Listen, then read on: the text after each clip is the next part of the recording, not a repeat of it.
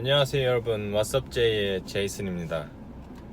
오늘은 제가 어떻게 호주에 오게 되었고, 그리고 호주에서 간호사가 되기까지에 있었던 일들, 그리고 어떻게 간호사가 됐는지, 그런 거에 대해서 좀 얘기를 해볼까 해요.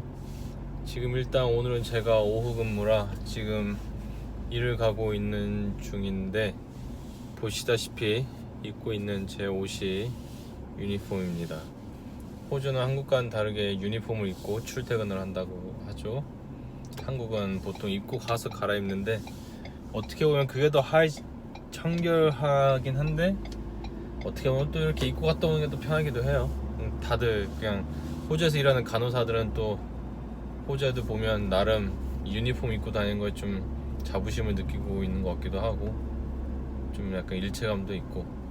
자, 그래서 제가 어떻게 호주에 오게 되었고, 어떻게 간호사가 되었느냐. 일단 저는 한국에서 평범한 대학생이었습니다. 그리고 이제 2007년 7월 군번으로 군입대를 하게 되죠. 그러고서 이제 군입대를 해서 참 좋은 사람들을 많이 만났어요, 군대에서. 근데 때마침 이제 제가 한 상병 1병 말쯤 됐을 때 그 군의관이 바뀌었는데, 그 군의관 형이 추천을 해줬죠. 호주 한번 나갔다 와라, 복학하기 전에. 그 말 한마디가 이렇게 제 인생을 바꾸게 될 줄 몰랐죠, 진짜. 그 형도 지금 가끔 이제 제가 한국 가서 만나서 얘기하면, 제가 이제 호주에 주저앉을 줄 몰랐다라는 식으로 많이 이렇게 얘기를 하시는데, 뭐 저도 제가 이렇게 여기 주저앉을 거라고는 생각도 못했으니까요. 그래서 이제 2009년에 6월 전역을 하게 됩니다. 그때 당시에 이제 군입대 뭐 계열수 줄인다 뭐다 해가지고, 이제 저는 한 달 좀 줄어서 한 달 일찍 전역을 했죠. 이제 전역을 하고 이래저래 이것저것 일하면서 돈 벌고, 그때는 제가 당구장에서 일했었는데, 당구장 일하면서 좀 돈을 많이 만졌던 것 같아요. 그래도 거의 진짜 풀타임식으로 일을 했기 때문에. 그래서 이제 호주를 갈까, 뉴질랜드를 갈까, 필리핀을 갈까, 이제 대학 가기 전에 영어나 좀 배워보자 하면서 이것저것 알아보는 차에, 그때 당시에 호주 환율이 너무 높아가지고 집에서 이제 어머님이 뉴질랜드나 필리핀을 가라, 근데 제가 고집을 부렸죠, 호주 간다고. 그래서 이제 호주에 오게 된 게, 처음에 어학연수로 호주에 오게 됩니다. 호주에 오게 되는데, 그때 당시에 제가 영어가 듣기는 좀 됐어요. 듣기는 됐는데 말은 그렇게 튀었던 상황도 아니었고, 말을 진짜 자신감 있게 누구랑 뭐 외국인이랑 대화할 정도였던 상황도 아니었고. 그래서 호주 도착해서 이제 홈스테이라고 하죠. 처음에 이제 호주 왔을 때 호주에서 잘 모르니까 홈스테이를 하게 되는데, 그 택시기사가 이제 홈스테이 집 앞에서 떨궈주는데, 그날 또 하필이면 비가 왔어요. 문 앞에 서서 뭐라고 해야 될지도 모르겠고, 노크를 해도 반응도 없고, 창문 너머로 보니 사람이 있긴 있어요. 근데 뭐 전화를 하는 건지 청소기 돌리는 건지 시끄러워서 제가 온 줄 모르더라고요. 그래서 한참을 비 맞으면서 서 있었어요, 진짜 호주 도착했을 때. 그래서 어쩌다가 이제 좀 조용해지길래 다시 노크를 해서 드디어 이제 홈스테이 아줌마 만나고, 이제 제 이름 발음이 어렵다 보니까 영어 이름도 지어주시고, 그때 당시에는 존으로 지어줬는데, 이 존이라는 이름이 엄청 흔한 이름이에요. 그래서 나중에 제가 바꿨는데, 그렇게 해서 이제 랭귀지 스쿨 다니고, 랭귀지 스쿨은 이제 제가 6개월을 끊고 왔는데, 그 처음 랭귀지 스쿨 들어갈 때 정말 밑바닥부터 들어갔어요. 왜냐면 문법도 안 되고 뭐 회화도 안 되고, 진짜 가장 기초반부터 시작을 했어요. 하지만 제가 하나 딱 제 자신과 약속한 게, 절대 한국인이랑은 어울리지 않겠다.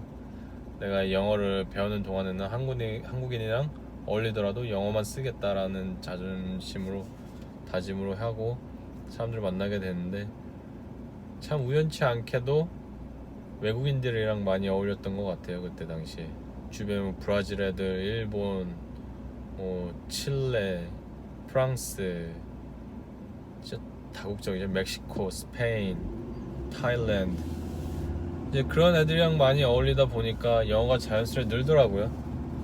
듣기는 되는데 말은 안 나오니까 이제 옆에서 친구들이 이 상황에서 뭐 어떻게 말을 해라, 뭐 너가 방금 말한 표현은 잘못된 표현이다 이러면서 많이 고쳐줘서 그때 많이 또 영어가 늘었고. 근데 이제 그렇게 사람들이랑 얘기를 하고 또 그때 주변에 호주에서 이제 영주권 따서 정착하려는 사람들이 많아서 이런저런 얘기를 하다 보니까 이제 호주 간호에 대한 얘기를 듣게 되었죠. 제가 또 한국에 있을 때 좀 약간 임상병리사 쪽으로 일을 했었기 때문에 뭐 간호사 원래 하고 싶었던 건 아니지만 간호사 나쁘진 않겠다, 어차피 같은 의료계통이니까 제가 관심 있는 분야고, 그 얘기를 듣고 이제 알아보니까 영어만 하면은 대학 들어가기는 쉽겠더라고요. 뭐 졸업하는 거야, 들어가서 어떻게든 하면 되고. 일단 그때 당시에 또 간호사라는 직업이 정말 영주권 따기 제일 쉬운 직종이라고 할 정도였으니까. 그래서 이제 6개월간의 어학연수를 마치고 한국에 들어와서 한 일주일 있었나? 일주일 만에 다시 워킹 비자를 받아서 호주에 나오게 됩니다. 워킹 비자를 받고 호주에 나와서 그때 당시에 그래도 친구들이 있었으니까 집 구하긴 쉬웠어요. 집 구해서 이제 시티에서도 일을 하고 이곳저곳에서 일을 하다가 돈이 안 모이니까 이제 안 되겠다 싶어서 농장을 어떻게 저기 카불처에 있는 라즈베리 팜에 컨택을 해서 어떻게 잡을 구해서 가게 됐는데, 이 하우스 작물이 말로만 들었지 그 정말 이게 힘들다라는 걸 체감을 못했는데, 아 정말 힘들었어요. 이 하우스에 들어가면 정말 숨이 콕콕 막히고, 그 더운 날 땀은 비 오듯이 줄줄 흐르고, 그 이제 호프집에 가면 저그라 그러죠. 이게 맥주 1000cc, 3000cc 나오는 그 저그에 한가득 담아야 진짜 한 몇십 센트? 그때 당시 또 킬로수로 하는 건데, 그 한가득 담아야 봤자 1kg 좀 넘을까 말까 하는데, 그걸로 진짜 몇백 저그를 해야 하루에 한 진짜 몇백 불 벌 정도였으니까. 그래서 이제 농장은 내 체질이 아니다, 농장에 있는 동안 이곳저곳 찾아서 연락을 했죠.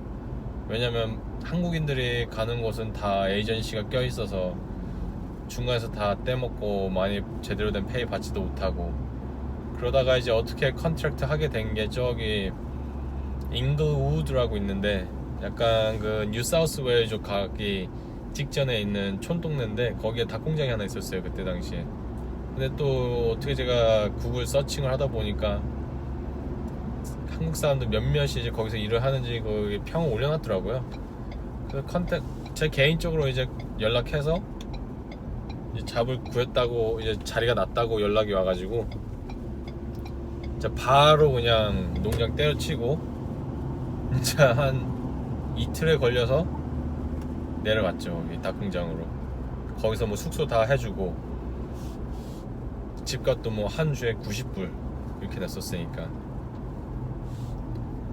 그래서 이제 딱 갔는데 정말 충격적이었던 건, 제가 닭공장에 있는 동안 이제 그 농장에서 일했던 페이가 들어오는데, 그렇게 하루에 8시간 9시간 빡세게 햇볕 아래에서 이렇게 하우스 작물 하면서 일을 했는데, 고작 그 일주일 동안 번 돈이 텍스도 뗄 어마운트도 아니었어요. 딱 360불.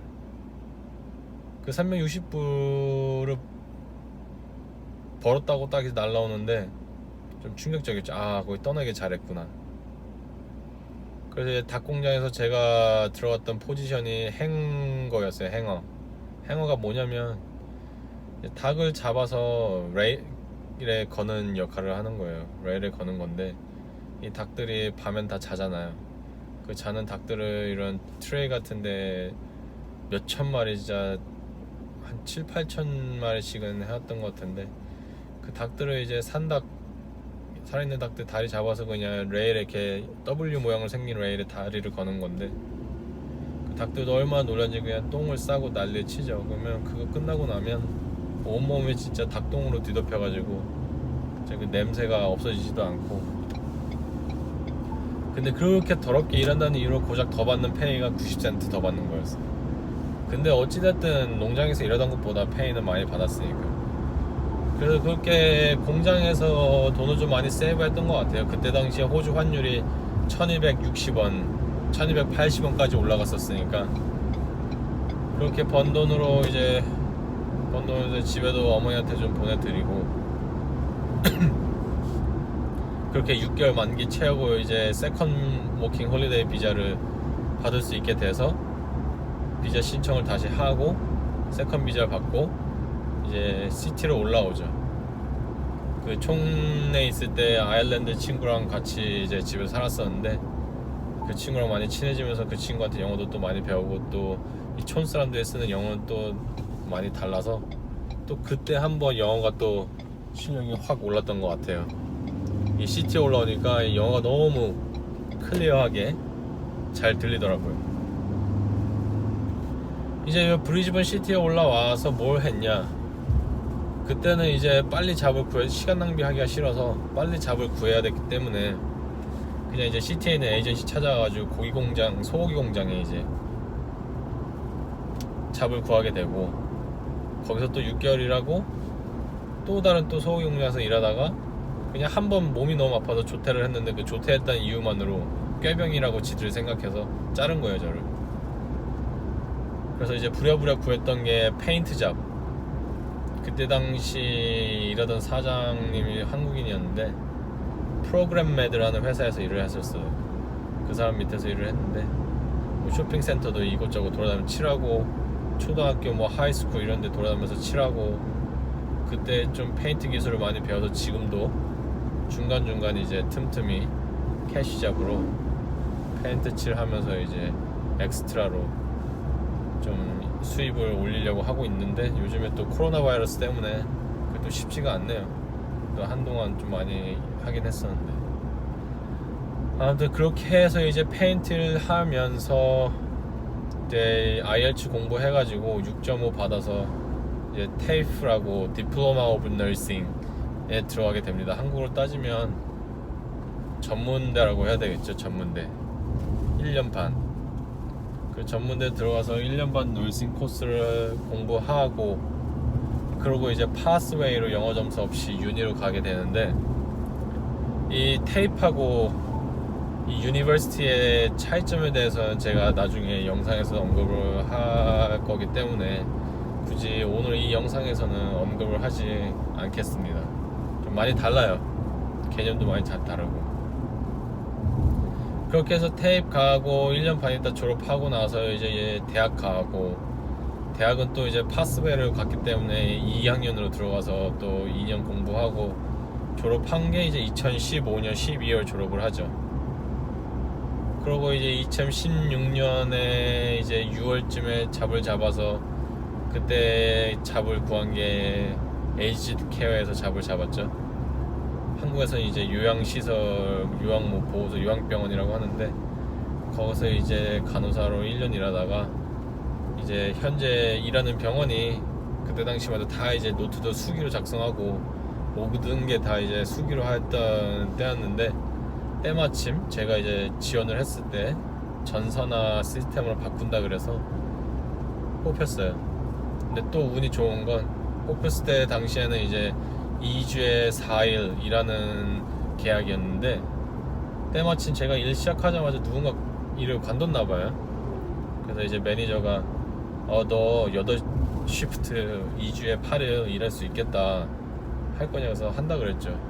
제가 원하던 바이기도 했고 그렇게 해서 이제 저는 뭐 템포러리도 아니고 캐주얼 풀도 아니고 이제 퍼머넌트, 그러니까 정규직이죠. 한국말로 하면 정규직으로 2주에 8일이라는 간호사 포지션에 이제 외과병동, 호주에서는 서지컬 워드라고 하는데 그 퍼블릭 병원에 잡을 구하게 됐고 그게 이제 2017년 7월이에요. 7월 하고 그때부터 지금 계속 그 병원에서 일을 하고 있고 현재는 이제 액팅 CN이라고 하는 포지션으로 일하고 있는데 이 CN이라는 개념이 한국으로 따지면 수간호사예요. 일반 간호사보다 한 단계 위에 있는데 지금 그 포지션을 지금 하고 있는 상황입니다. 이게 지금 제가 호주에 온 게 2010년 2월, 지금이 2020년 9월이죠. 이제 곧 10월이 다 돼가는데 거의 10년 하고도 7개월 정도 됐는데 이 10년이란 시간이 정말 빨리 간 것 같아요. 영주권 받은 지 이제 2년 됐고, 최근에 이제 시민권 신청 들어갔거든요. 이게 제가 볼 때는 진짜 아무리 빨라도 시민권 따는데 최소 한 7년에서 미니멈 7년에서 맥시멈 10년 정도 걸리는 것 같습니다. 자, 이렇게 해서 제가 이제 호주에 어떻게 오게 됐고 워홀부터 간호사가 되기까지 얘기를 말씀드렸는데, 이 호주 간호 이민이라는 게 말로는 참 쉬운 것 같은데 그렇게 쉽지가 않아요. 저도 진짜 몸 망가져가면서 고생 많이 했고, 중간중간에 이제 사기도 많이 당해서 돈도 많이 떼었고, 정말 죽고 싶다라는 생각을 했었던 적도 있었고, 집에 전화해서 울었던 적도 있었고, 하지만 정말 제가 진짜 버텼던 건 제가 제 스스로 살아남겠다라고 해서 자진해서 나온 상황이었고, 어떻게든지 그때 당시 진짜 한국이 너무 들어가기 싫었거든요. 복학하는 것도 싫었고, 그리고 한국에서 다니던 그 대학 자체도 마음에 안 들었었고, 하던 그 학과도 마음에 안 들었었고, 진짜 한국에 가서 복학해서 공부해가지고 뭐 잡 구하고 뭐 하고 하면서 그걸 하는 걸 생각을 해보니까 그것보다는 차라리 호주에서 버텨서 살아남는 게 오히려 더 좀 미래가 밝더라고요. 이래저래 복지도 좋고 페이도 좋고, 그렇게 해서 어떻게든 진짜 살아남았는데, 제가 진짜 말씀드리고 싶은 건 이 이민이라는 게 결코 쉬운 것은 아닙니다. 그리고 사람들이 흔히 말하는 간호 이민이 아직까지 쉽다, 확실하다.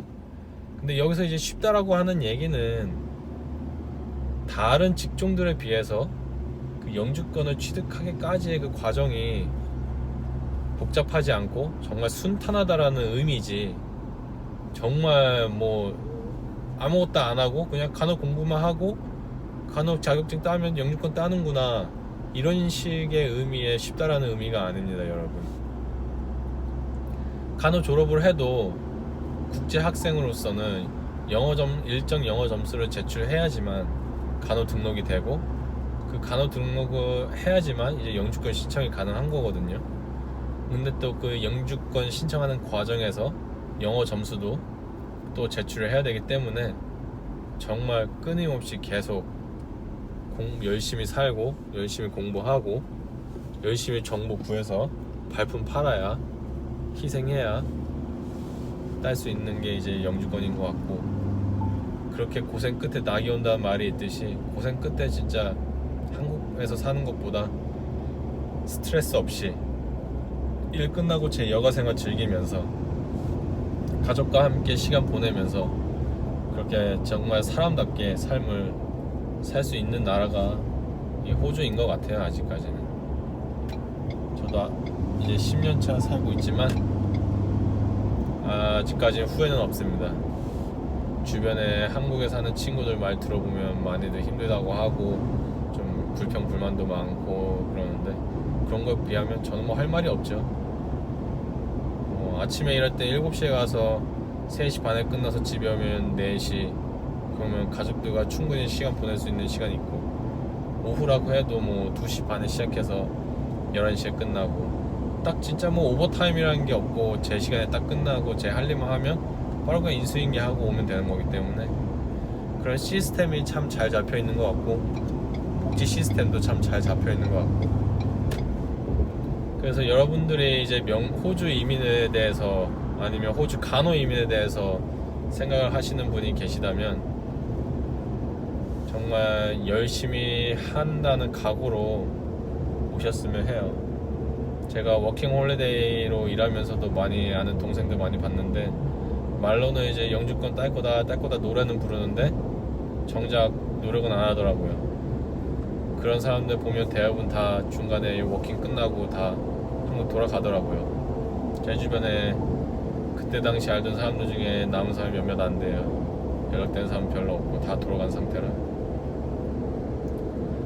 그래서 이제 이렇게 해서 제 영상 호주 워킹 와서 간호사 대회까지 영상에 대해서 진짜 짧고 간략하게 말씀드렸는데, 중간중간 뭐 더 디테일한 얘기들은 제가 이제 호주 간호 이민에 대해 관련된 영상도 찍으면서 중간중간 첨부로 말씀드릴 예정이고요.